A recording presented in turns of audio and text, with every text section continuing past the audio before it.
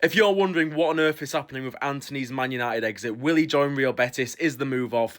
As always, I've got you. Here's the latest updates. So it was happy days last night when multiple reports came out with what looked like a United brief saying that they had accepted a 25 million bid for Antony with a 50% sell-on clause in his contract. Multiple reports even said they had been given permission to fly to Seville to complete his return to Real Betis on a permanent basis. But then Real Betis published a statement saying that they had withdrawn their offer because they couldn't afford the transfer fee and they couldn't afford Antony's wages. They need him to reduce his wages even further than what he was willing to go. And then there's the whole ordeal about a severance package. He has 2 years left on his Man United contract, I think. I think that's worth around £5 million.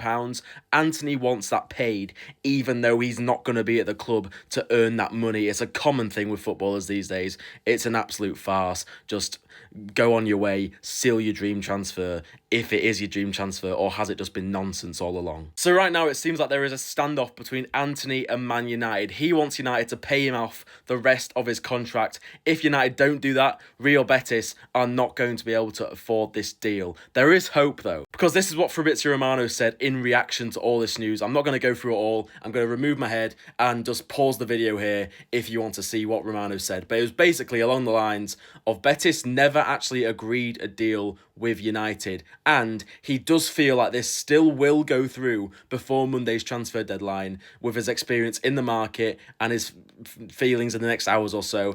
He thinks Antony is going to Real Betis in the end, but it feels like a lot has to happen for that to go through. This one is very much up in the air, but even if he doesn't go to Real Betis before Monday's deadline, the Saudi Arabian transfer deadline and the Turkish deadline are beyond that point. So even if he doesn't seal that move, there will still be options for him to leave United this summer. There is interest in Turkey and Saudi Arabia, so that would probably be the likely outcome. But he seemingly wants Betis. He also wants to get paid, so we'll see how this one continues.